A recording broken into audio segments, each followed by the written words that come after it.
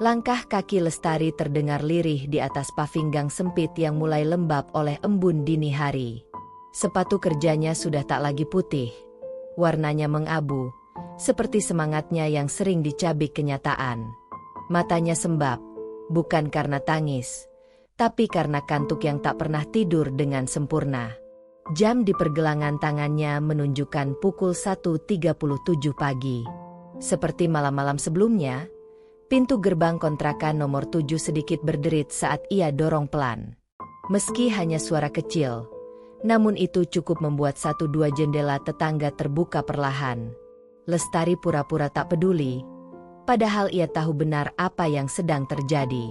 Lirikan, bisikan, hingga cengiran sinis dari balik jendela atau celah pintu yang sengaja dibiarkan setengah terbuka, seperti sudah menjadi ritual menyambut kepulangannya. Udah pasti habis ngelayanin pelanggan, gumam seorang ibu paruhbaya dari dalam rumah sebelah.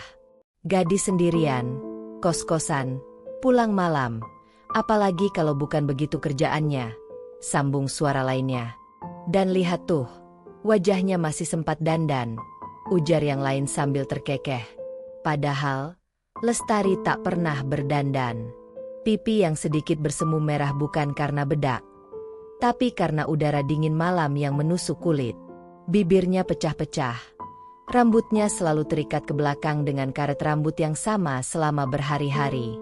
Hanya tas punggung hitam dan jaket lusuh pemberian almarhum ayahnya yang selalu ia bawa kemanapun pergi. Tapi warga di sekitarnya tak butuh fakta. Mereka hanya butuh alasan untuk merasa lebih baik dengan menjatuhkan orang lain. Ia melangkah pelan, membuka pintu kamar kosnya yang hanya berukuran 3x3 meter. Lantai semen itu dingin, tapi ia tetap duduk di atasnya setelah mengganti bajunya yang basah oleh keringat. Tidak ada AC, kipas angin pun sudah nyaris mati karena baling-balingnya longgar. Satu-satunya teman bicara adalah kalender dinding yang sudah koyak di sudutnya. Di bawah kalender, ada foto lama bersama adik laki-lakinya yang kini hanya tinggal dalam doa. Lestari menarik napas dalam, kemudian menghembuskannya perlahan. Ia melirik ponselnya yang baterainya tinggal 3%. Tak ada notifikasi, tak ada pesan. Sudah lama ia tak menanti pesan siapa-siapa. Teman kuliah dulu pun sudah menjauh. Tak ada yang tahan berteman dengan gadis yang mencurigakan, yang selalu menolak nongkrong, dan jarang aktif di media sosial. Setidaknya hari ini Raka sudah bisa senyum lagi, bisiknya pelan sambil menatap langit-langit kamar yang retak. Raka adalah salah satu pasien anak yang ia rawat. Usianya baru 6 tahun, dan tubuhnya sudah setipis ranting. Tapi senyumnya selalu jadi penguat saat Lestari mulai goyah. Hari-hari Lestari selalu berawal di sore hari. Pukul 16 ia sudah harus naik bus kota ke rumah sakit tempat ia menjadi relawan perawat. Tak ada gaji, hanya uang transport seadanya yang kadang pun tak cukup. Tapi ia tak peduli. Ia merasa hidupnya hanya berguna saat berada di ruangan itu. Ruangan berbau cairan desinfektan, tempat anak-anak melawan sakit dengan senyum dan tangis dalam satu waktu. Namun begitu keluar dari rumah sakit, dunia berubah. Tak ada senyum, tak ada tepukan bahu. Yang ada hanya tuduhan, cemoohan, dan tatapan jijik. Bahkan ibu warung tempat biasa ia beli nasi uduk pun kini enggan melayaninya. Pernah sekali, saat Lestari membayar dengan uang receh, si ibu sengaja melempar uang kembalian ke atas meja. "Kalau kamu mau hidup seperti itu, ya jangan ganggu yang normal," ucap ibu itu tanpa memandang. Lestari hanya tersenyum kecil. Ia tak ingin menjelaskan. Bukan karena lelah, tapi karena ia tahu, mereka tidak benar-benar ingin tahu. Dunia ini sudah terlalu ramai dengan suara, tapi sepi dengan kepedulian. Suatu malam, seorang anak muda di kontrakan sebelah bahkan berani mengetuk pintu kamarnya. Saat dibuka, lelaki itu tersenyum miring sambil berkata, "Tarif kamu berapa sih, Mbak?" "Nggak usah mahal-mahal deh. Aku juga nggak tahan lihat kamu pulang malam terus kayak gitu." Lestari tak menjawab. Ia hanya menutup pintu perlahan dan terkunci dari dalam. lalu menangis sepuasnya malam itu. Bukan karena perkataan lelaki itu, tapi karena tak ada satupun yang berdiri membelanya. Di dunia ini, ia hanya sendirian. Namun di tengah semua itu, Lestari tetap bangun keesokan harinya. Ia tetap mempersiapkan tasnya dengan mainan kecil, buku gambar, dan camilan untuk anak-anak pasien. Ia tetap menyetrika bajunya yang mulai kusam, dan tetap naik bus yang sama ke tempat yang membuatnya merasa berarti. Di matanya, malam bukanlah tempat untuk menjual diri. Malam adalah tempat di mana ia menyalakan cahaya kecil, di tengah ruangan penuh ketidakpastian. Dan meski cahaya itu nyaris padam oleh tuduhan dan prasangka, ia tak akan membiarkannya mati. Karena bagi Lestari, meski dunia mencibir langkahnya di malam hari, ia tahu untuk siapa ia berjalan. Dan itu cukup. Pukul 16, Lestari sudah berdiri di halte depan minimarket tua, mengenakan jaket lusuh dan membawa tas punggung yang sudah mulai robek di sisi kiri. Ia menunggu bus kota dengan sabar, berdiri agak menjauh dari para penumpang lain yang acap kali meliriknya tak suka, seolah ia membawa penyakit hanya karena bajunya tak baru dan wajahnya tak tersenyum. Ketika bus datang, ia naik tanpa banyak bicara, langsung memilih duduk di dekat jendela. Tangannya merogoh saku, mengeluarkan selembar kertas yang dilipat rapi. Gambar hasil coretan tangan kecil bernama Farhan, salah satu pasien yang sedang ia rawat. Di sudut kanan bawah tertulis, "Untuk Mbak Lestari, perawat paling sabar." Tak banyak orang tahu bagaimana sebenarnya hari-hari Lestari diisi. Saat dunia mulai menyalakan lampu malam, ia mulai berganti peran dari gadis kampung yang dicibir, menjadi penjaga cahaya kecil di koridor rumah sakit anak kanker. Ia bukan perawat resmi. Ia tidak bergaji. Tapi rumah sakit membuka peluang untuk siapapun yang mau menjadi sukarelawan. Dan Lestari, dengan segala luka masa lalu, datang dan tak pernah berhenti sejak hari pertama. Ia sampai di rumah sakit tepat pukul 17.10. Seragam putih sukarelawan sudah dikenakannya begitu keluar dari ruang ganti. Seragam sederhana dengan logo kecil RS pelita kecil di dada kiri. Seragam itu mungkin terlihat biasa di mata orang, tapi bagi Lestari, itu lebih dari sekadar pakaian kerja. Itu adalah jubah harapan. Sore itu, ruang perawatan anak dipenuhi suara riuh anak-anak yang sedang bermain puzzle dan menggambar di atas kasur.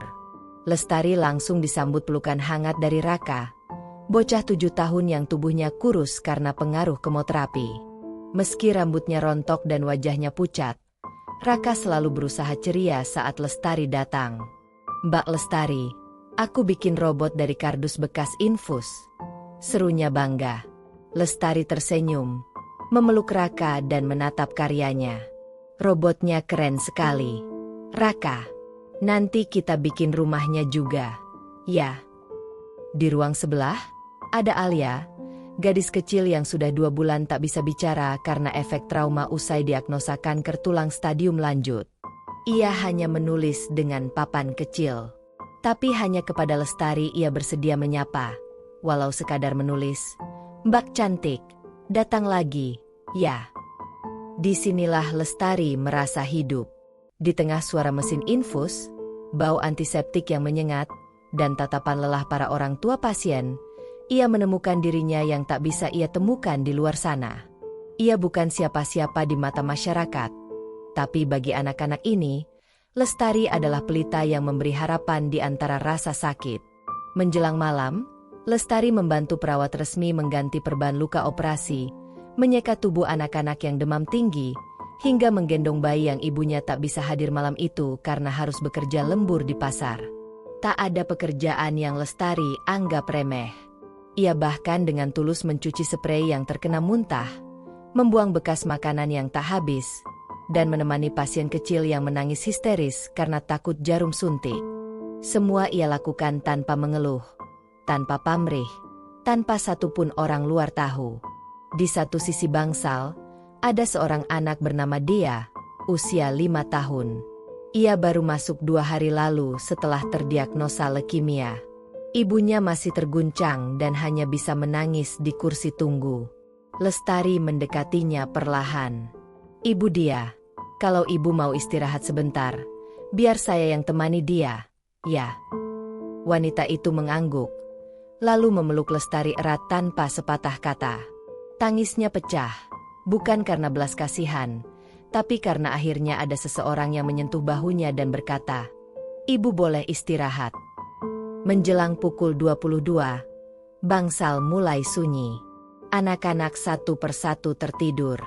Beberapa masih terjaga karena rasa sakit, dan Lestari akan duduk di sampingnya, membacakan cerita dari buku dongeng atau sekadar mengelus punggung mereka hingga tenang. Tapi malam itu berbeda. Salah satu pasien, Aryo, mengalami kejang mendadak.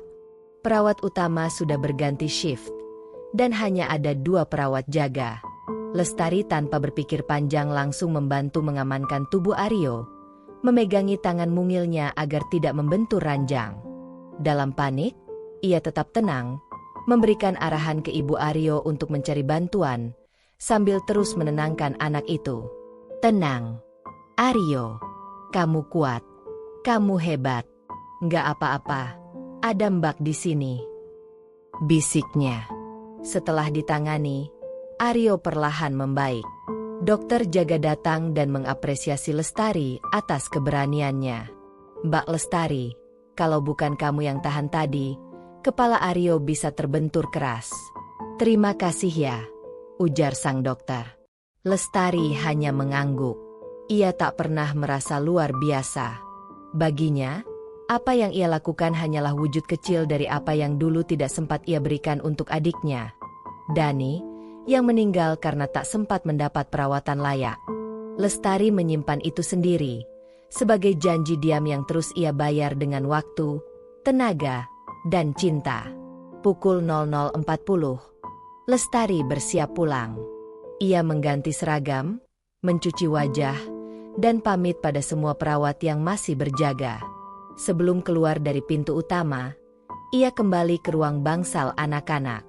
Ia menatap satu persatu kasur mungil yang terisi tubuh-tubuh kecil yang sedang berperang melawan penyakit yang tak mereka minta. "Selamat tidur, pejuang-pejuang kecil," gumamnya pelan. Langkahnya kemudian kembali menembus malam. Tak ada yang menyoraki Lestari saat ia naik bus dini hari atau berjalan kaki menyusuri gang sempit. Yang menanti hanyalah kegelapan dan bisik-bisik jahat dari mereka yang tak pernah tahu apa yang ia lakukan sebelumnya. Namun Lestari tak butuh pujian. Ia hanya butuh satu hal, agar anak-anak itu tetap bisa tersenyum meski tubuh mereka lemah. Dan itu cukup menjadi alasan untuk terus pulang larut malam, meski dunia hanya melihat sisi luar seragam putihnya yang tak pernah mereka pahami. Seperti malam-malam sebelumnya, Lestari kembali menutup pintu kamar kosnya perlahan. Bukan karena takut mengganggu tetangga, tapi karena sudah terlalu sering suara pintunya menjadi pemicu cibiran. Udara dini hari itu pengap, meski jendela kecil di atas ranjang telah terbuka. Ia duduk di ujung tempat tidurnya, melepas sepatu dengan hati-hati, lalu menyandarkan kepala di dinding yang dingin. Hari ini Raka sempat muntah 2 kali setelah sesi kemoterapi. Alia mulai demam lagi. Dia menangis hampir sejam karena ingin pulang. Dan Aryo masih lemas pasca kejang malam tadi. Semuanya tertinggal di benaknya, menggantung seperti beban yang tak bisa diletakkan. Tapi yang paling membuat dadanya sesak adalah satu nama yang terus hidup dalam ingatannya. Dani. Dani, adik laki-lakinya, adalah alasan mengapa Lestari memilih jalan hidup ini. Pilihan yang berat, yang tak menjanjikan masa depan. Namun bagi Lestari adalah satu-satunya cara menebus rasa bersalah yang terus menghantuinya. 7 tahun lalu, Lestari masih berstatus mahasiswi semester 2 jurusan keperawatan. Ia tinggal bersama ibunya dan Dani di rumah kecil warisan ayah mereka di pinggiran kota. Hidup mereka pas-pasan. Ibunya bekerja sebagai buruh cuci, sementara Lestari mengajar les anak tetangga untuk menambah uang belanja. Dani, yang saat itu baru kelas 3 SD, adalah anak laki-laki ceria yang gemar menggambar dan bercita-cita menjadi pilot. Namun semua berubah dalam hitungan minggu. Awalnya Dani hanya mengeluh sakit kepala dan lemas. Lestari mengira itu hanya efek kelelahan sekolah. Tapi semakin hari, Dani sering mimisan tanpa sebab, tubuhnya pucat, dan kakinya membiru. Lestari mulai panik dan membawa adiknya ke puskesmas. Tapi hasil pemeriksaan tak memberi banyak petunjuk. Ketika akhirnya dirujuk ke rumah sakit besar, mereka diberi kabar pahit. Dani terkena leukemia stadium lanjut. Lestari ingat jelas hari itu. Ia duduk memeluk ibunya yang menangis terseduh-seduh di ruang tunggu rumah sakit. Dokter menjelaskan bahwa pengobatan bisa dilakukan, tapi butuh biaya besar dan waktu panjang. Sejak saat itu, hidup mereka berubah menjadi perjuangan tanpa henti. Segala perhiasan peninggalan almarhum ayah dijual. Sepeda motor satu-satunya ikut dilego. Lestari bahkan sempat berhenti kuliah selama 1 semester untuk mencari kerja serabutan. Ia jadi penjaga toko, cuci piring di warung makan, hingga jaga parkir malam. Tapi meski telah berjuang habis-habisan, semua itu tetap tak cukup untuk menutupi biaya rumah sakit dan obat. Sampai akhirnya keputusan itu datang, bukan dari Lestari, tapi dari Dani sendiri. Malam itu, di ruang perawatan yang sunyi, Dani menatap kakaknya sambil menggenggam tangan Lestari erat. "Kak, kalau uangnya habis, Dani boleh berhenti berobat aja, ya? Biar kakak bisa sekolah lagi," ucapnya lirih. Lestari menangis seketika. Tak bisa berkata apapun. Anak sekecil itu, bisa sebijak itu. Beberapa minggu kemudian, Dani meninggal. Bukan karena penyakitnya tak bisa disembuhkan, tapi karena mereka kalah dalam pertarungan melawan waktu dan kekurangan. Ia meninggal di pelukan ibunya, sedangkan Lestari sedang bekerja, mencuci piring di warung, untuk membayar biaya rawat inap hari itu. Kabar itu membuat Lestari limbung. Ia sempat menyalahkan diri sendiri selama bertahun-tahun. Ia gagal sebagai kakak, gagal sebagai calon perawat. Bahkan nyaris memutuskan untuk tidak kembali ke bangku kuliah.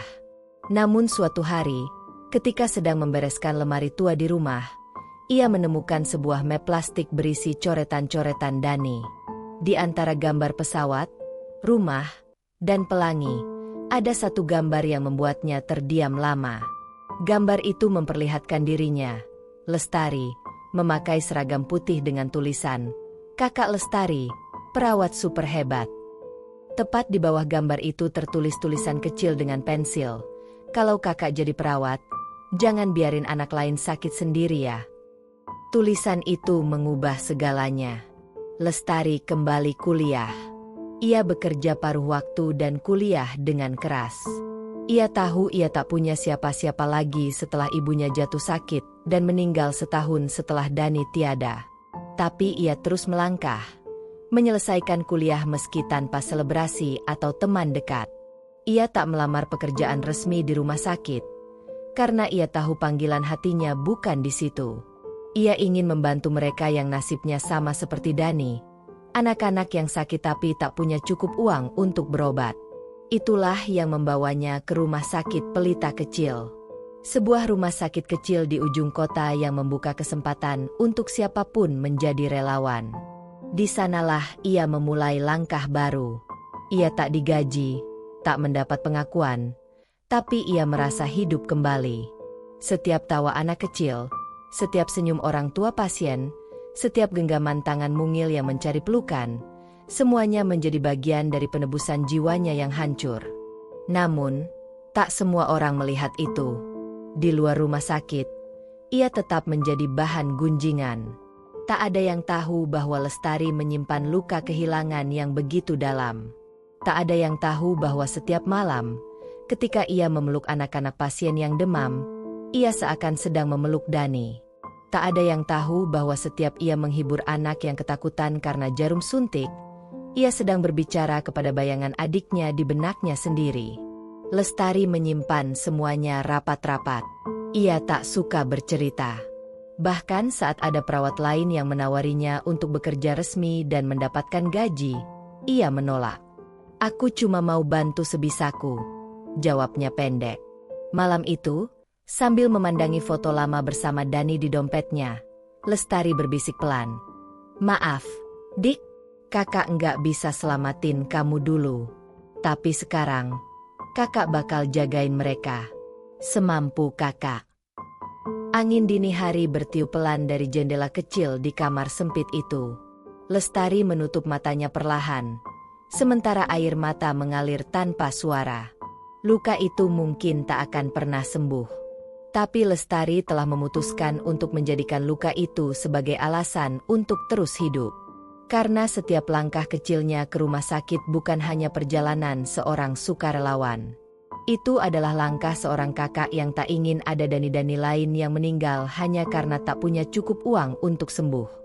Pagi itu, suara sepeda motor tua meraung di gang sempit. Lestari yang baru saja pulang dari rumah sakit tak sempat tidur barang 1 jam, sudah kembali terbangun. Matanya berat, tapi suara gaduh di luar membuatnya gelisah. Ia mengintip sedikit dari celah jendela. Beberapa ibu sedang berkumpul di warung depan kontrakan. Sudah nggak bisa didiamin. Bu, masa tiap malam dia pulang tengah malam terus? Mana bajunya kadang kayak dari hotel, pulang pagi pakai riasan segala. Celetuk Bu Mimin, tetangga yang rumahnya berdempetan langsung dengan kamar kos Lestari. Kalau dia kerja bener, masa nggak pernah libur? Tiap malam kerja terus? Nggak masuk akal. Tambah satu lagi, yang punya kos juga kayaknya tutup mata deh. Lestari menarik napas panjang, lalu duduk di lantai kamar dengan punggung menyandar ke tembok. Ia tak perlu menebak siapa yang sedang dibicarakan. Ia sudah tahu. Dan meski telinganya sudah berkali-kali mendengar hal seperti itu, hari ini terasa berbeda, lebih menusuk, lebih terang-terangan. 1 jam kemudian, saat ia keluar hanya untuk membeli air galon, tatapan tajam langsung menyergapnya. 2 orang ibu yang sedang menyapu halaman berhenti, lalu berpura-pura menunduk saat Lestari melangkah lewat. Namun setelah itu, mereka tertawa kecil, lirih, tapi cukup jelas.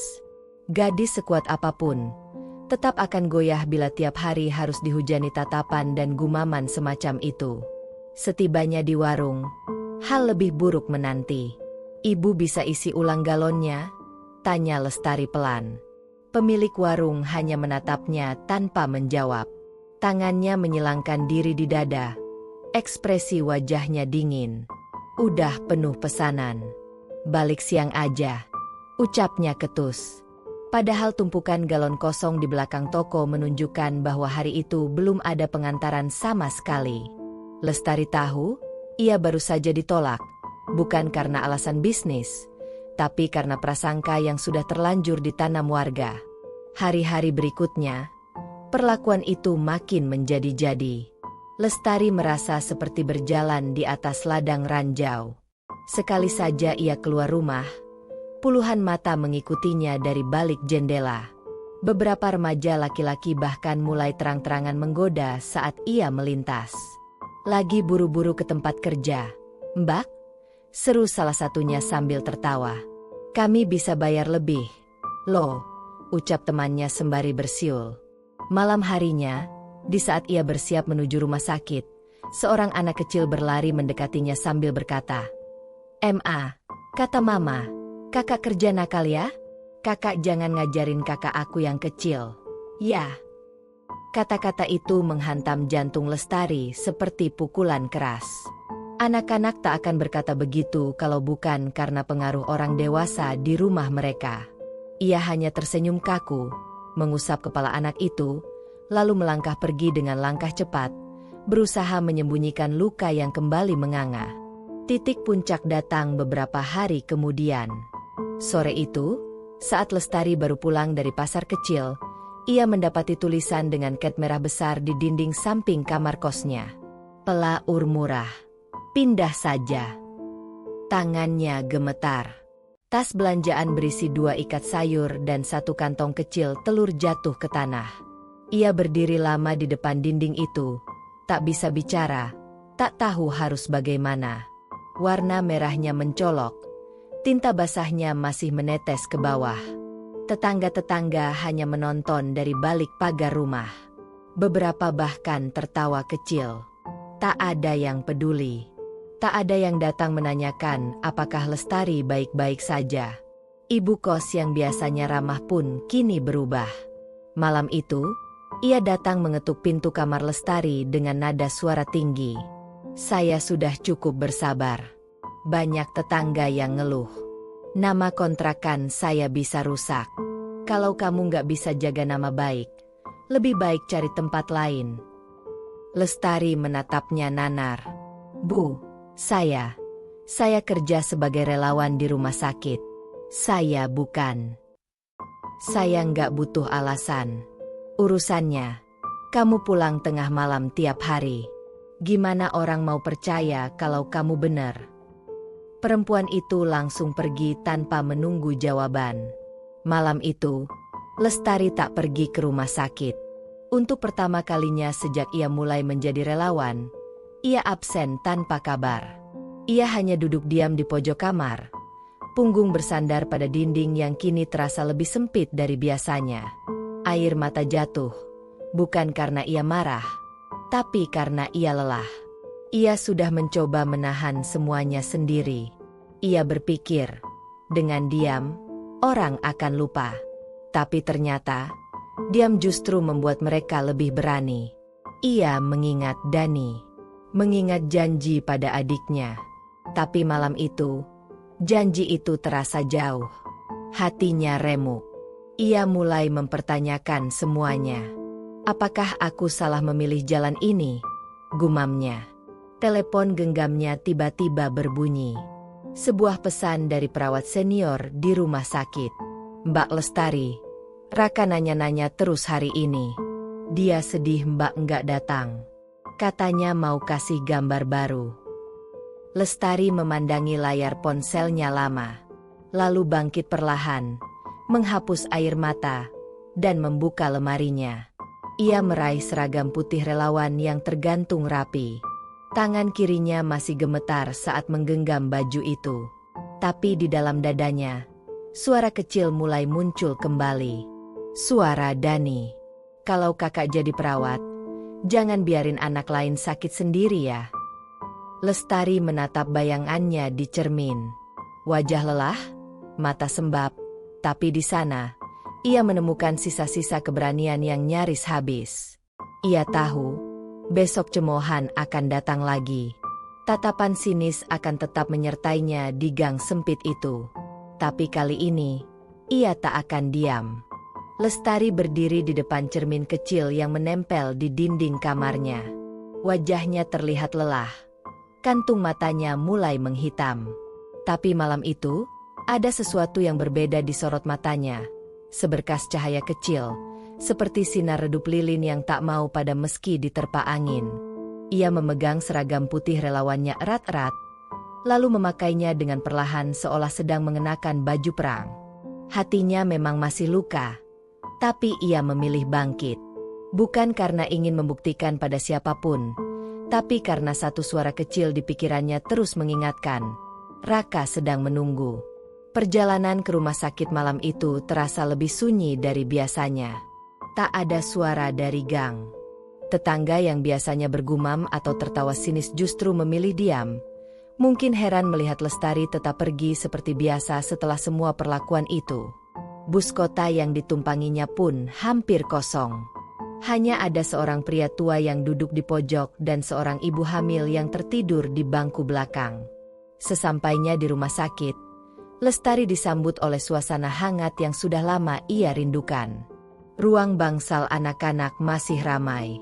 Ada tawa kecil, ada tangis lirih, dan ada kehidupan yang terus bertahan dengan semangat tak terlihat. Begitu ia melangkah masuk, Raka langsung berlari dari ranjangnya, masih mengenakan selang infus di tangannya. "Mbak Aak," serunya penuh antusias, memeluk Lestari erat. "Aku tungguin dari tadi. Aku bikin gambar baru. Mau lihat?" Lestari mengusap kepala bocah kecil itu dengan sayang. "Mbak juga kangen kamu. Kak, mana gambarnya?" Raka mengeluarkan kertas dari balik bantal. Gambar sederhana berisi Lestari, dirinya, dan beberapa anak lain yang tersenyum di bawah langit malam. Di atas mereka, ada gambar hati besar bertuliskan, "Keluarga hebat." Lestari menahan napas sejenak. Tenggorokannya tercekat. Ia berusaha tersenyum, tapi air mata sudah lebih dulu membasahi pipinya. Bukan karena sedih, tapi karena merasa diterima, walau hanya di dunia kecil ini. Dunia yang dipenuhi tubuh mungil yang melawan maut, tapi masih sempat memberikan cinta tanpa syarat. Di ruang sebelah, dia yang biasanya menangis tiap malam kini duduk tenang, menunggu Lestari menghampirinya. Gadis kecil itu memeluk boneka beruang lusuh, lalu tersenyum pelan saat Lestari mendekat. "Mbak, aku bisa tidur kalau Mbak bacain dongeng," bisiknya. Lestari mengambil buku cerita dari rak kecil di sudut ruangan, duduk di samping tempat tidur Dea, dan mulai membaca dengan suara lembut. Dia tertidur dengan kepala bersandar di bahu Lestari, tangan mungilnya masih menggenggam jari Lestari erat-erat.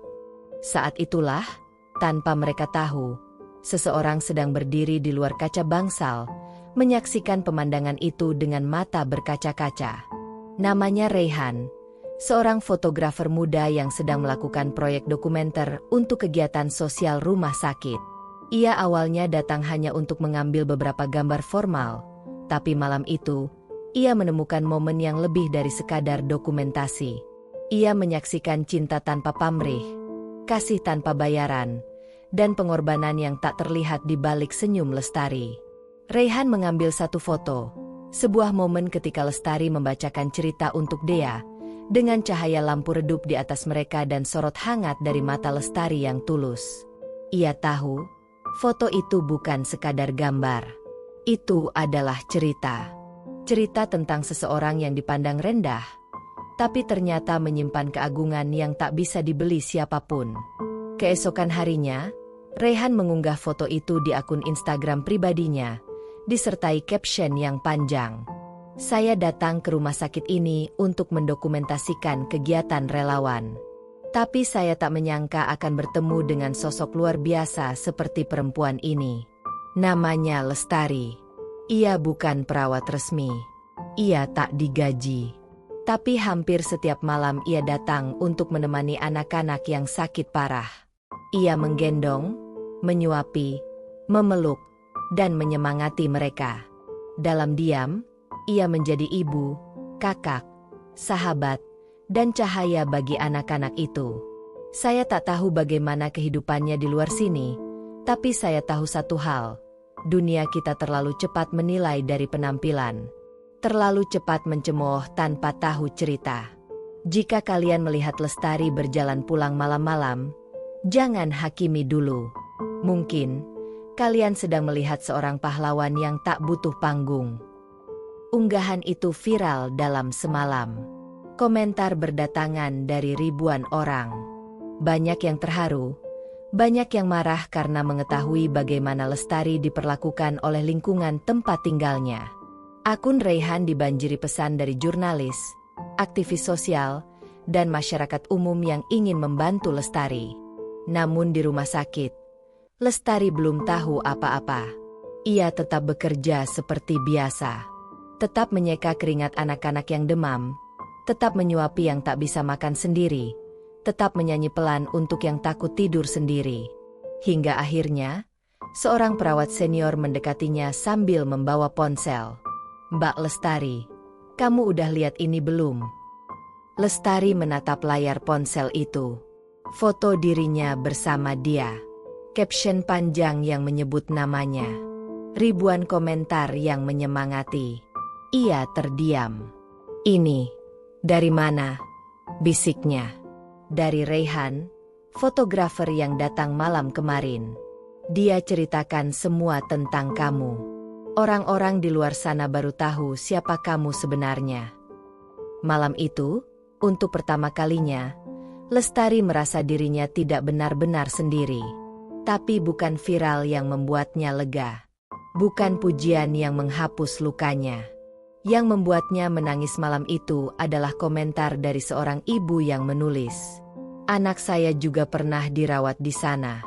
Saya lihat Mbak Lestari waktu itu. Tapi saya nggak tahu namanya. Terima kasih karena sudah menemani anak saya yang sekarat. Tuhan pasti lihat kebaikan Mbak. Lestari memejamkan mata, meremas seragam putihnya erat-erat. Dunia di luar sana memang keras. Tapi di dunia kecil ini, di bangsal sederhana rumah sakit pelita kecil, ia menemukan tempatnya. Tempat di mana ia dicintai, dibutuhkan, dan diterima. Tempat di mana luka masa lalu tak lagi menjadi beban, melainkan bahan bakar untuk terus berjalan. Dan malam itu, Lestari tersenyum sambil memandang langit dari balik jendela rumah sakit. Bukan karena ia ingin terkenal, bukan karena ia ingin diakui, tapi karena dunia kecil yang ia jaga kini mulai mengubah dunia yang lebih besar. Lestari duduk di ruang bangsal dengan kepala tertunduk. Sore itu, ruangan sedikit lebih ramai dari biasanya. Beberapa fotografer tampak hilir mudik di lorong. 2 reporter dari media lokal duduk di ruang tunggu. Beberapa staf rumah sakit tampak bisik-bisik sambil sesekali melirik ke arahnya. Ia hanya bisa menunduk dalam diam. Ia tak nyaman, tapi juga tak tahu harus berbuat apa. Semua ini terjadi begitu cepat. Sejak unggahan Rehan viral 3 hari lalu, nama Lestari mulai dikenal. Bukan hanya di kalangan warganet, tetapi juga oleh media nasional. Foto dirinya dengan dia tersebar ke berbagai platform. Wajahnya muncul di artikel-artikel daring, dibumbui kalimat dramatis seperti perawat tanpa bayaran, malaikat di tengah malam, dan pahlawan di bangsal anak kanker. Namun kenyataan tak selalu manis seperti headline. Sore itu, Lestari dipanggil oleh Kepala Bagian Relawan Rumah Sakit, Ibu Nirmala. Beliau wanita yang tegas tapi bijaksana. Ruangannya dipenuhi sertifikat dan foto-foto kegiatan sosial rumah sakit. "Kamu baik-baik saja?" tanya Ibu Nirmala sambil mempersilakan Lestari duduk. Lestari mengangguk pelan. "Saya kaget, Bu. Semua ini terlalu cepat." Ibu Nirmala tersenyum simpul. "Wajar kamu merasa begitu. Tapi kamu harus tahu, kami semua bangga padamu. Apa yang kamu lakukan itu luar biasa." Lestari menunduk. "Saya hanya melakukan apa yang saya bisa. Saya nggak pernah berharap dilihat orang." "Itu justru yang membuatmu berbeda," jawab Ibu Nirmala. "Tapi mulai sekarang, kamu harus bersiap. Akan ada banyak perhatian, dan tidak semuanya positif." Lestari menatap Ibu Nirmala, bingung. "Maksud Ibu?" "Sebagian orang akan mendukungmu, tapi sebagian lain mungkin merasa terganggu. Karena begitulah manusia. Ketika cahaya mulai bersinar, bayangan juga ikut memanjang." Ucapan itu terbukti tak lama kemudian. Sepulang dari rumah sakit, Lestari kembali berjalan di gang sempit menuju kontrakannya. Tapi kali ini berbeda. Banyak pintu yang tertutup rapat. Beberapa jendela yang biasa terbuka kini hanya menyisakan tirai menutup rapat. Lestari menghela napas. Ia mencoba tersenyum ketika melewati rumah Bu Mimin, tapi tak mendapat balasan seperti biasa. Keesokan paginya, 2 orang dari kelurahan datang ke rumah kos membawa surat pemberitahuan. Mereka hendak melakukan pendataan ulang penghuni karena ada laporan aktivitas mencurigakan dari warga sekitar.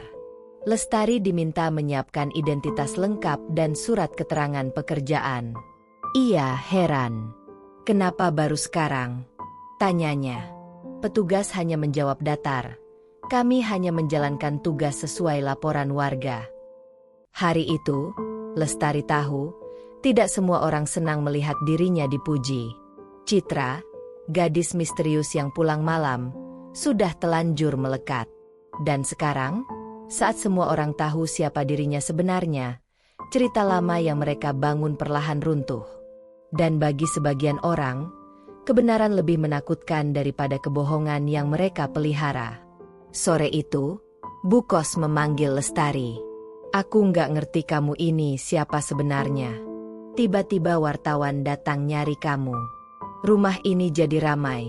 Semua orang nanya-nanya. Sekarang malah ada yang lapor ke RT. Lestari berusaha menjelaskan. Bu, saya kerja sukarela di rumah sakit. Nama saya viral karena salah satu pasien menggambar saya dan... Saya tahu, potong Bu Kos. Tapi ini rumah kontrakan, bukan tempat selebriti. Kalau kamu bikin orang-orang gak nyaman, lebih baik kamu cari tempat lain. Lestari hanya diam. Tenggorokannya tercekat. Ia sadar, bahkan setelah semua ini, dunia di sekitarnya masih belum mau membuka hati. Tapi rumah sakit bagaikan dunia yang berbeda. Hari-hari Lestari kembali dipenuhi senyum anak-anak yang kini semakin akrab dengannya. Para orang tua pasien tak lagi memandangnya dengan curiga. Bahkan ada yang datang khusus hanya untuk mengucapkan terima kasih, karena Lestari pernah menemani anak mereka di malam-malam penuh tangis. Salah satu momen paling menyentuh terjadi ketika seorang ibu muda membawa kue kecil buatan sendiri. Ini nggak seberapa, Mbak. Tapi saya cuma mau bilang, terima kasih. Waktu saya pingsan malam itu, Mbak Lestari yang gendong anak saya dan jagain sampai pagi. Saya tahu, karena anak saya cerita. Lestari memeluk ibu itu, mencoba menahan air mata. Tapi tangisnya pecah juga saat Raka datang membawa bingkisan kecil. Ini buat Mbak. Aku minta Mama buatin. Ujarnya bangga. Isinya adalah gelang tangan dari manik-manik plastik. Bertuliskan, terangi malam. Ini artinya Mbak Lestari selalu jadi cahaya kalau malam gelap. Hati Lestari menghangat. Ia meremas pelan tangan Raka. Rasanya, semua lelah, hinaan, cemoohan, bahkan ancaman pengusiran, lulus ketika hanya dengan satu hadiah kecil itu. Tapi perhatian dari luar belum mereda. Satu stasiun televisi nasional datang ke rumah sakit untuk mewawancarai Lestari. Awalnya ia menolak, tapi setelah dibujuk pihak rumah sakit, ia akhirnya setuju dengan syarat bahwa fokus wawancaranya adalah tentang perjuangan anak-anak pasien, bukan dirinya pribadi. Wawancara itu ditayangkan 2 hari kemudian. Video berdurasi 7 menit itu memperlihatkan Lestari menyuapi Dea, membacakan cerita untuk Raka, dan memeluk Alia yang ketakutan saat melihat jarum suntik. Suaranya lirih namun penuh keteguhan. Narasi di video menyebutnya sebagai pahlawan diam yang mencintai tanpa syarat. Penayangan itu membuat publik semakin tersentuh. Bantuan mulai mengalir ke rumah sakit. Komunitas, donatur, bahkan selebritas menyumbang untuk program relawan. Nama Lestari menjadi simbol kekuatan cinta dan ketulusan. Namun di balik itu, sebuah pesan anonim masuk ke ponselnya. Nikmatin aja dulu jadi malaikat. Tapi nanti orang-orang akan tahu siapa kamu sebenarnya. Lestari membaca pesan itu lama. Ia tak tahu siapa pengirimnya. Tapi hatinya tidak gentar.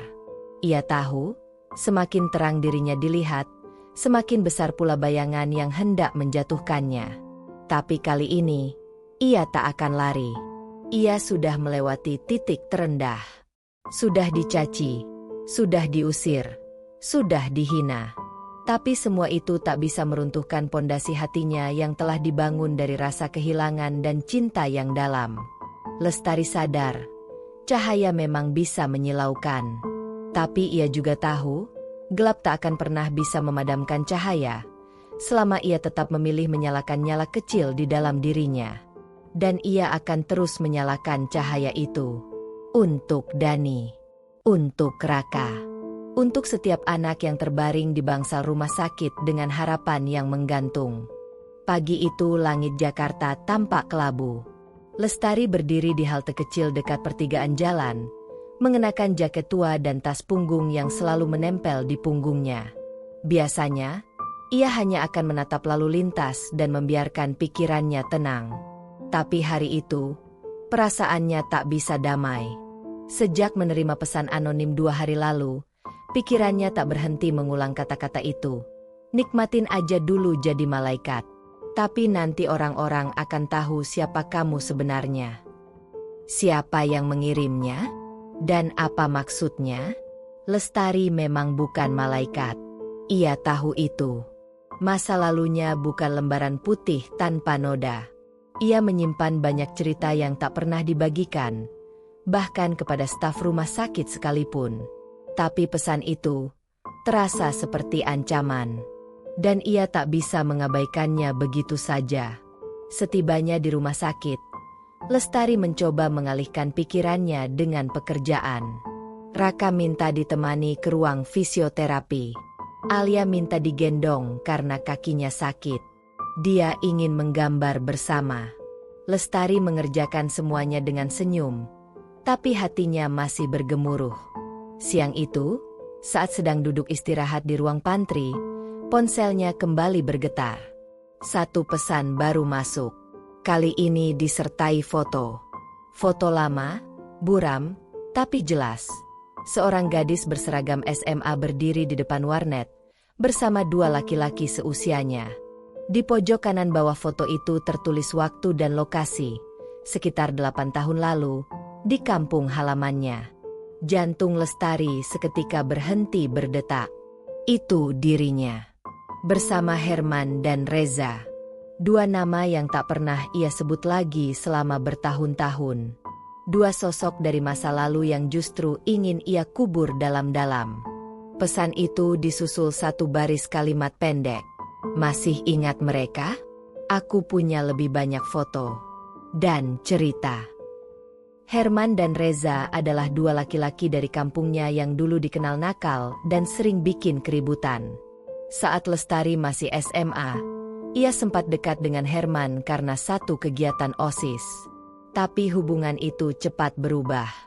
Herman posesif, kasar, dan sering menyebarkan gosip yang tak-tak. Ketika Lestari menolak diajak pacaran, Herman menyebar foto-foto yang diambil secara diam-diam, membuatnya jadi bahan omongan seisi sekolah. Lestari nyaris dikeluarkan. Ibunya waktu itu sampai jatuh sakit karena tekanan dari tetangga dan keluarga besar. Nama baik mereka rusak. Hanya karena fitnah.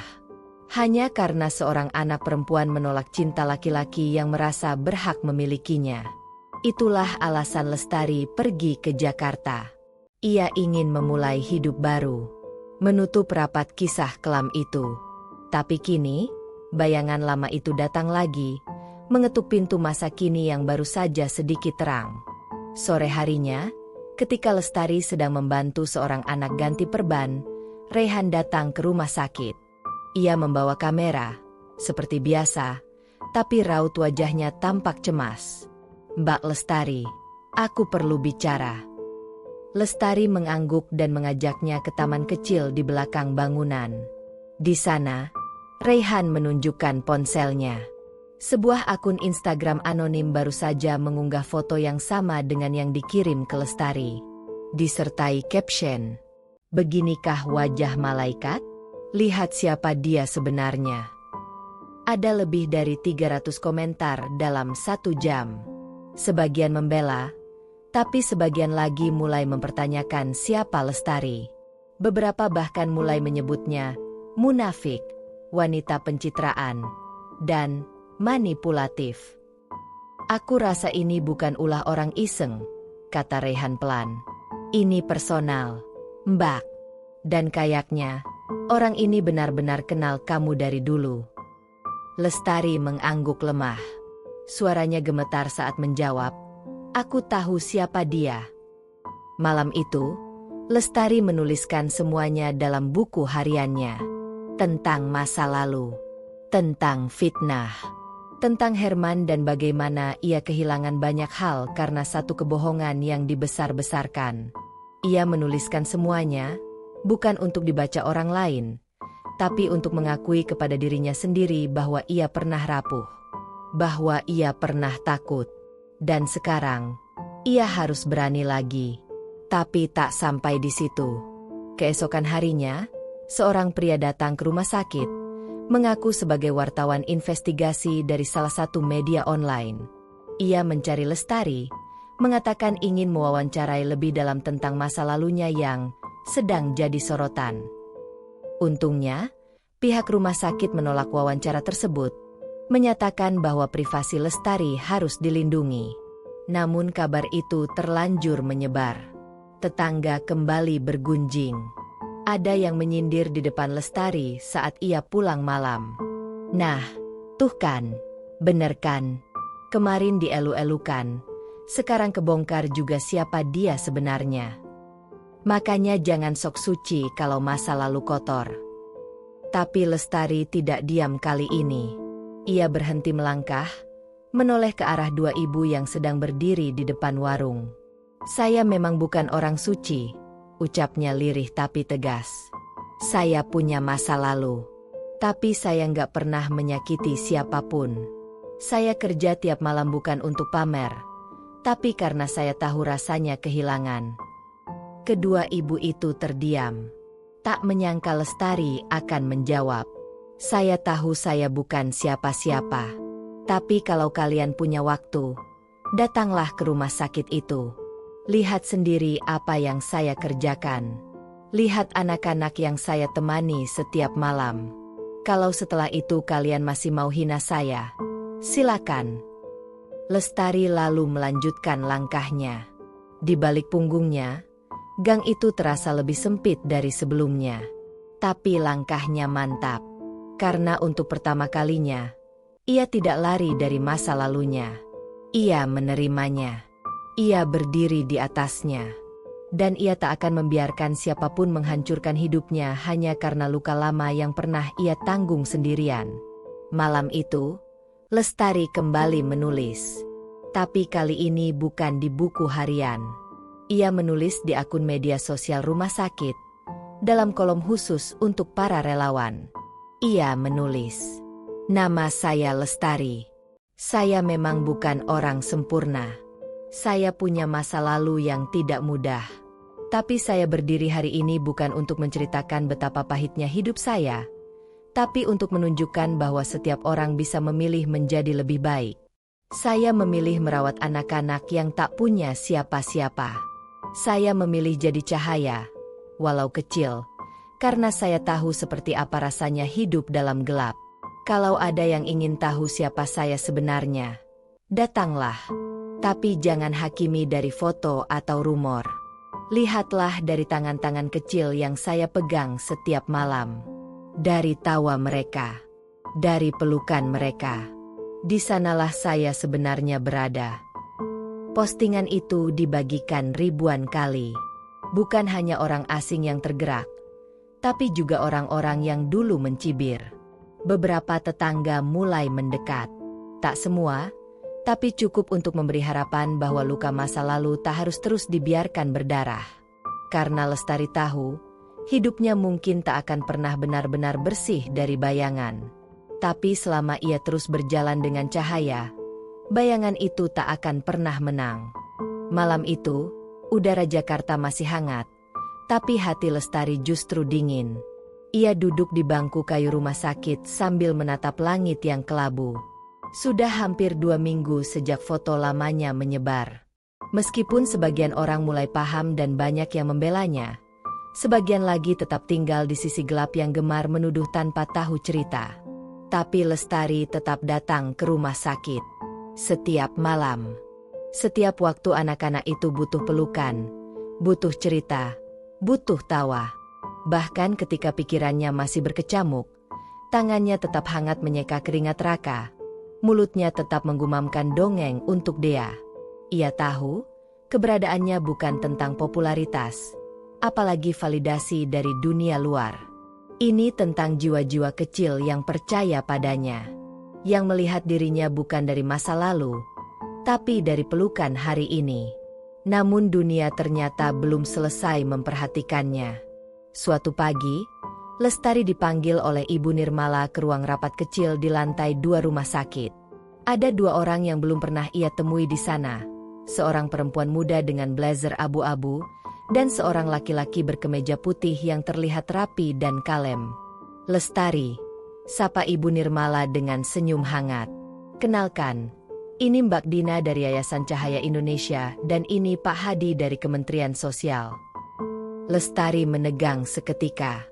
Jantungnya berdetak lebih cepat. Ia tak pernah duduk di ruangan seperti ini sebelumnya. Ruangan ber-AC, formal, dan penuh tatapan serius. Ia terbiasa berada di ruang sempit dengan aroma alkohol medis dan suara anak kecil yang batuk. Bukan meja kaca dan proposal. Mbak Dina tersenyum hangat. Kami sudah mengikuti kisah Mbak Lestari sejak unggahan Reyhan viral. Bukan hanya kami, beberapa tokoh nasional juga memperhatikannya. Kami pikir, kisah Mbak bisa jadi inspirasi yang lebih luas.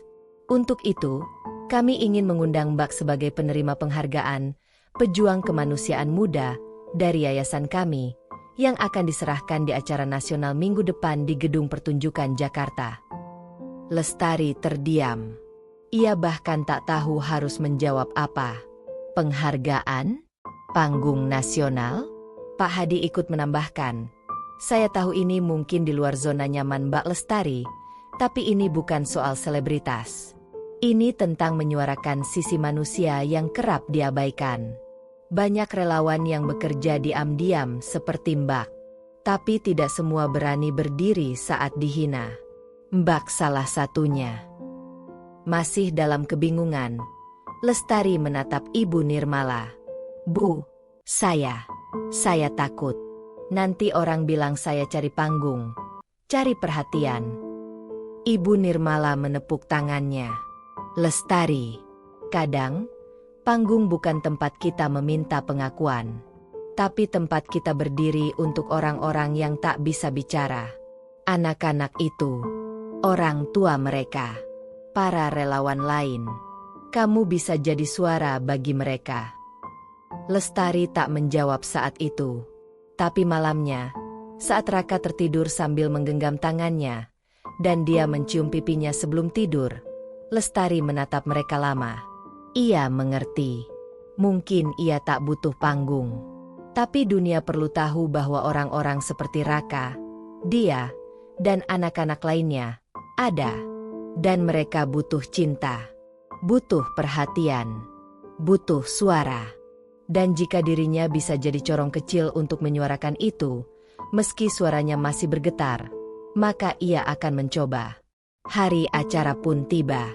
Lestari berdiri di balik panggung, mengenakan baju sederhana berwarna krem yang dipinjamkan oleh perawat rumah sakit. Riasan di wajahnya tipis, tapi cukup untuk menghapus kesan letih yang biasa melekat di wajahnya. Ia menatap panggung megah dengan lampu sorot, layar besar, dan deretan tamu undangan dari berbagai latar. Pejabat, tokoh masyarakat, influencer, bahkan selebritas yang ia kenal hanya dari televisi. Tangannya gemetar. Bukan karena takut tampil, tapi karena merasa tak pantas. Ia hanya gadis biasa. Perempuan yang dulu dicemooh, diusir dari kontrakan, diolok-olok di gang sempit. Namun begitu namanya dipanggil, dan ia melangkah naik ke atas panggung, semua itu lenyap. Ia melihat dari atas panggung ke arah ratusan pasang mata yang menatapnya. Di layar besar di belakangnya, foto dirinya bersama anak-anak pasien terpampang. Lestari sedang mendongeng, sedang menggandeng Raka, sedang menyeka air mata Alia. Suaranya pelan saat mulai bicara. Nama saya Lestari. Saya bukan siapa-siapa. Saya bukan dokter, bukan perawat resmi. Saya hanya seseorang yang pernah kehilangan. Hening. Ruangan sunyi. Adik saya, Dani, meninggal karena kanker. Saat itu kami tak punya uang. Saya tak bisa menyelamatkannya. Tapi sebelum meninggal, ia bilang, "Kakak, kalau nanti jadi perawat, jangan biarkan anak lain sakit sendirian." Dan sejak saat itu, saya memilih jalan ini. Tangis mulai terdengar dari beberapa sudut. Saya tahu, orang mungkin menilai saya dari cara saya berpakaian, dari jam saya pulang, dari masa lalu saya. Tapi anak-anak yang saya rawat tidak pernah tanya siapa saya dulu. Mereka hanya tanya, "Kak, temani aku malam ini." Dan saya ada di sana untuk mereka. Lestari terdiam sejenak, lalu menatap lurus ke kamera. Bukan saya yang luar biasa, tapi anak-anak itu, yang masih bisa tersenyum meski kesakitan, yang memeluk saya, meski saya tak punya apa-apa. Kalau mereka bisa kuat, apa alasan kita untuk saling membenci? Tepuk tangan menggema. Beberapa tamu undangan berdiri, memberi standing ovation. Tapi Lestari tak merespons. Ia hanya menunduk, lalu berjalan turun panggung sambil menahan air mata.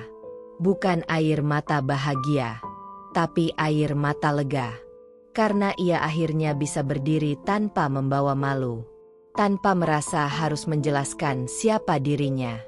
Dunia boleh melihatnya sekarang, tapi ia tak lagi takut. Malam itu, ketika Lestari kembali ke rumah sakit, ia disambut oleh pelukan dari Raka. "Mbak jadi artis, ya?" godanya. Lestari tertawa kecil. "Mbak cuma bacain cerita. Cerita tentang kita. Cerita tentang kita semua." Dan malam itu, di ruangan sederhana yang lampunya agak redup, Lestari kembali duduk di samping ranjang pasien. Tak ada kamera, tak ada sorotan, tak ada tepuk tangan. Hanya suara napas tenang dari anak-anak yang tertidur. Tapi di sanalah Lestari paling bersinar. Bukan di panggung mewah, tapi di antara selimut lusuh dan boneka usang. Karena di sana, ia tak perlu menjadi siapa-siapa. Ia cukup menjadi cahaya kecil yang menemani malam mereka. Sama seperti dulu, saat Dani memintanya untuk tidak membiarkan siapapun sakit sendirian. Dan janji itu akan terus ia jaga, dimanapun, sampai kapanpun. Sejak malam penganugerahan itu, kehidupan Lestari berubah. Seketika, nama yang dulu hanya dikenal oleh anak-anak kecil di bangsal kanker, kini disebut-sebut di media sosial, berita televisi, bahkan dalam ceramah motivasi. Ia dianggap teladan, panutan, lambang ketulusan zaman modern. Namun yang datang bersama pujian bukan hanya haru. Ada riuh, ada keramaian, dan ada wajah-wajah lama yang kini datang membawa senyum, bukan hinaan. Pagi itu, Lestari baru saja menjemur pakaian ketika Bu Mimin, tetangga depan kamar kontrakannya, menyapanya dari balik pagar. Mbak Lestari, sehat? Baru sempat lihat lagi. Sibuk ya sekarang? Maaf ya kemarin-kemarin ibu salah sangka." Lestari menoleh, tersenyum tipis. "Nggak apa-apa, Bu. Saya juga ngerti kok." Iya, soalnya kemarin tuh banyak yang omongin macam-macam. Ibu jadi ikut. Tapi sekarang ibu bangga loh. Tetangga kita masuk TV. Waduh, luar biasa. Lestari membalas dengan senyum. Tapi dalam hatinya ada ruang kosong yang tidak ikut tersenyum. Ia tahu, itu bukan permintaan maaf. Itu pengakuan bahwa kini ia berguna untuk dibanggakan. Dan fenomena itu tak berhenti di situ. Besoknya, RT memanggilnya dalam rapat warga. Dulu, ia bahkan tak dianggap hadir. Kini, ia diminta duduk di depan sebagai tokoh inspiratif lingkungan. Lestari nyaris tertawa sendiri saat Pak RT berkata, "Lingkungan ini patut bersyukur punya Lestari. Kita harus dukung anak muda seperti dia." Ironis, orang-orang yang dulu menutup pintu saat ia lewat, kini membuka selebar-lebarnya. Tapi bukan untuk menyambut Lestari, melainkan untuk menyambut ketenaran barunya. Bahkan dari tempat kerjanya pun, perubahan terasa. Seorang pengusaha yang menjadi donatur tetap rumah sakit tiba-tiba menawarkan kerjasama. "Lestari, bagaimana kalau kita bikin konten rutin? Kamu vlog aktivitasmu tiap malam. Kita buat program YouTube, Malaikat Malam. Penonton pasti suka." Lestari mengerutkan kening. "Saya takut justru bikin anak-anak nggak nyaman." "Tenang aja, kita bisa atur framingnya. Kamu nggak perlu khawatir. Semua untuk kebaikan juga. Dana donatur bisa makin besar. Bahkan Ibu Nirmala, yang biasanya menjadi tempat Lestari bersandar, mulai memberi tekanan halus. Sayang kalau momentum ini lewat begitu saja. Les, rumah sakit bisa dapat banyak bantuan kalau kamu tampil lebih aktif. Undangan wawancara, podcast, konferensi, itu semua penting. Lestari kembali hanya bisa mengangguk pelan. Dalam hati, ia mulai bertanya-tanya, ini tentang anak-anak atau tentang dirinya? Sore itu, di rumah sakit, Raka tampak berbeda. Biasanya ia akan langsung lari menyambut Lestari. Tapi hari itu ia hanya duduk di ranjang, memeluk boneka dan diam. Lestari duduk di sebelahnya. Raka, kenapa? Teman-teman bilang Mbak Lestari artis sekarang. Nanti nggak kesini lagi ya? Lestari tertegun. Tangannya refleks memeluk Raka erat-erat. Siapa bilang? Mbak kesini bukan karena belum terkenal, tapi karena memang mau di sini. Sama kamu semua. Tapi kemarin ada orang bawa kamera, dan Mbak diwawancara. Raka bingung. Mbak Lestari jadi beda. Lestari menggigit bibirnya. Ia tahu anak itu tak berniat menyakitinya. Tapi kata-kata polos Raka menohok lebih dalam daripada komentar jahat manapun di dunia maya. Apakah ia memang sudah mulai berubah? Apakah ia mulai terhisap ke dalam sorotan yang dulu ia hindari? Keesokan harinya, ia menolak 3 undangan wawancara. Ia juga menolak tawaran menjadi duta untuk produk herbal anak. Saya kesini untuk merawat, bukan mempromosikan, ucapnya pelan pada salah satu panitia acara televisi. Keputusannya itu mulai menuai reaksi. Salah satu staf rumah sakit menatapnya sinis. Mbak Lestari idealis banget ya. Sayang, padahal bisa jadi pengaruh besar. Tapi Lestari sudah tidak ingin jadi pengaruh besar. Ia hanya ingin kembali menjadi Lestari yang duduk di tepi ranjang, mendongeng di malam gelap, dan menyeka peluh tanpa sorotan kamera. Namun cobaan terbesarnya datang dari arah yang tak ia sangka. Suatu malam, seseorang mengetuk pintu kontrakannya. Seorang wanita setengah baya dengan riasan mencolok dan parfum menyengat berdiri di sana. Lestari, ingat aku? Bu Darmi. Aku tantenya Herman. Lestari membeku. Aku nggak datang buat ribut. Aku tahu kamu udah terkenal sekarang. Hebat ya. Tapi, Herman sekarang kerja di kantor media. Dia bisa bantu bersihin semua cerita masa lalu kamu. Tapi ya, semua butuh kompensasi lah. Lestari menatap wanita itu dengan mata yang dingin. Bu, saya udah selesai dengan masa lalu saya. Kalau Herman mau terus menyebar cerita lama, silakan. Saya udah nggak takut lagi. Wajah Bu Darmi berubah. Kamu yakin? Nama kamu bisa jatuh lagi. Tahu? Lestari tersenyum kecil. Kalau saya jatuh, saya akan bangun lagi. Tapi saya nggak akan bayar siapapun untuk berbohong demi saya. Bu Darmi mendengus dan pergi. Tapi malam itu, Lestari menangis. Bukan karena takut, tapi karena lelah. Lelah jadi simbol. Lelah jadi panutan. Lelah jadi cahaya yang semua orang ingin genggam dan arahkan sesuka hati. Beberapa hari setelahnya, Lestari memutuskan untuk istirahat seminggu dari kegiatan di rumah sakit. Ia butuh jeda. Ia merasa dirinya terengah-engah, seperti burung yang terbang terlalu tinggi dan kehilangan arah. Namun keputusan itu justru menyadarkannya satu hal. Di hari pertama ia tidak datang, Ibu Nirmala mengirimkan foto.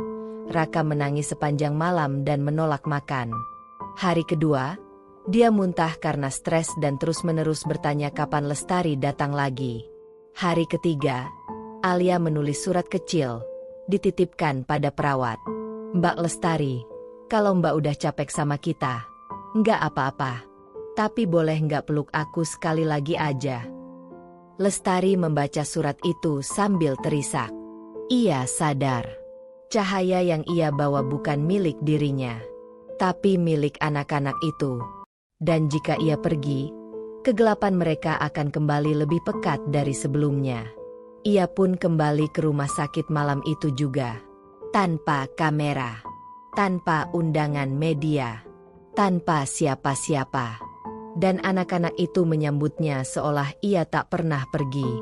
Malam itu, setelah semua anak tertidur, Lestari menulis satu kalimat di dinding kecil bangsal, di balik lemari buku tempat ia biasa menyembunyikan permen untuk dia.